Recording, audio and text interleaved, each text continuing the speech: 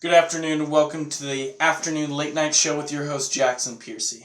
Today I'll be giving an example of the template for my argument, and I would like to formulate it as a late night show just like the way I have set up in my studio at home. My talk will be a case against reopening the economy and how the government needs to re-shut down in order to protect the nation from the spread of the virus. These are just a small portion of the information for each topic I will be presenting in the final argument.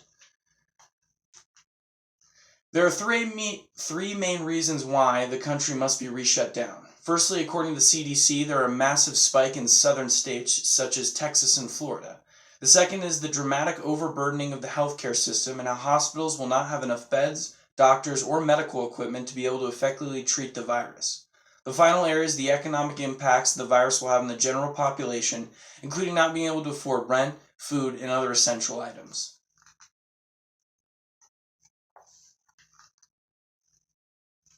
Back to the coronavirus case spike. Texas has seen 58,000 new cases in the last 7 days, and Florida has seen 76,000 in the last week. I feel like the map speaks for itself, and we can all still see that Florida is still the bright, shiny bruise of America. Our next slide is a joint project from Harvard and ProPublica that gives us an estimation over the next few months of the impact the virus will have on the hospital beds throughout the country. Each of these maps represents the different amount of the population affected over a different timeline.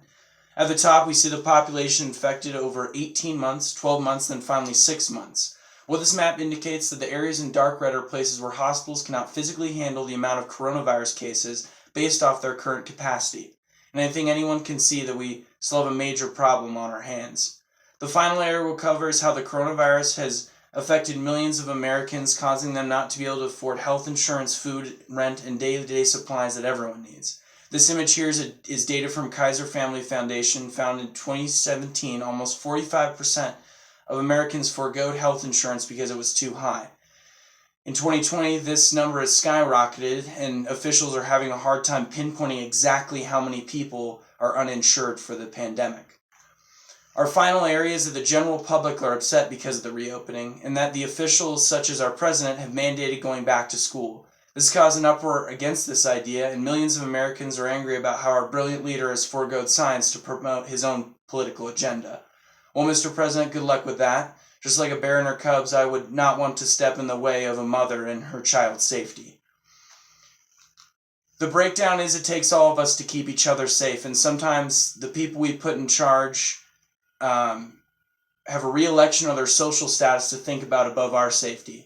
This broadcast will be designed to promote science and to educate the public in a fun way about the dangers of the virus and how, regardless of background, it takes all of us to defeat it.